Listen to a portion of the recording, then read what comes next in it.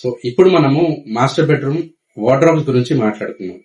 So ఒక master bedroom లో ideal positions for the wardrobe వచ్చేసి ఈదర్ సౌత్ సైడ్ గానీ లేకపోతే వెస్ట్ సైడ్ గానీ కంపల్సరీ ఉండాలన్నమాట.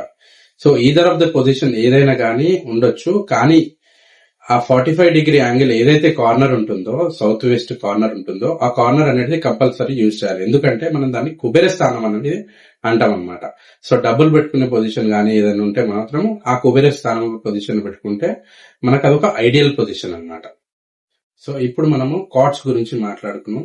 హెడ్ పొజిషన్స్ అనేది ఎక్కడ ఉండాలా, ఈవెన్ చిల్డ్రన్ బెడ్రూమ్ గానీ, మాస్టర్ బెడ్రూమ్ గానీ, గెస్ట్ బెడ్రూమ్ గానీ, ఫస్ట్ ఐడియల్ పొజిషన్ వచ్చేసి హెడ్ అనేది సౌత్ సైడ్ ఉండాలి, ఫీట్స్ అనేది నార్త్ సైడ్ ఉండాలా. It is an ideal position అన్నమాట.